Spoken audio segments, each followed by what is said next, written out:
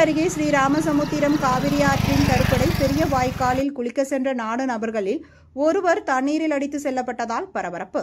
நாமக்கல் மாவட்டம் ஆர். புதூர்பாளையம் கிராமத்தை சேர்ந்தவர் முரளிகிருஷ்ணன். இவர் நாமக்கல் பகுதியில் உள்ள தனியார் நிறுவனத்தில் வேலை பார்த்து வருகிறார்.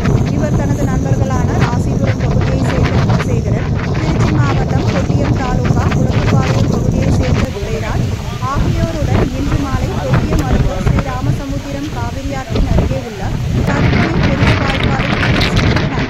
அப்போது எதிர்பாராத விதமாக முரளிகிருஷ்ணன் நீரில் வந்துள்ளார்.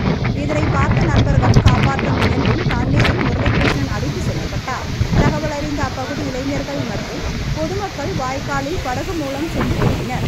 ஆனால் முரளிகிருஷ்ணன் கிடைக்கவில்லை. இதுகுறித்து முசிறி தீயணைப்பு நிலையத்திற்கும் காட்டுப்புத்தூர் போலீசாருக்கும் அப்பகுதியினர் தகவல் தெரிவித்தனர்.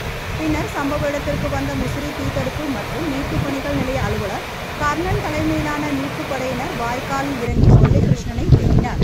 காட்டுப்புத்தூர் சப் இன்ஸ்பெக்டர் சங்கர் தலைமையில் போலீசார் மற்றும் வருவாய்த்துறையினர் அப்பகுதிக்கு விரைந்து வந்தனர்.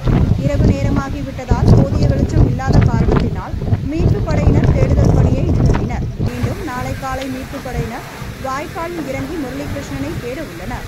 கொட்டியம் அருகே ஸ்ரீராமசமுத்திரம் காவிரி ஆற்றின் அருகே உள்ள பெரிய வாய்க்காலில் நண்பர்கள் 4 பேர் குளிக்க சென்றபோது அதில் ஒருவர் வாய்க்கால் தண்ணீரில் அடித்து செல்லப்பட்ட சம்பவம் பரபரப்பை ஏற்படுத்தியுள்ளது.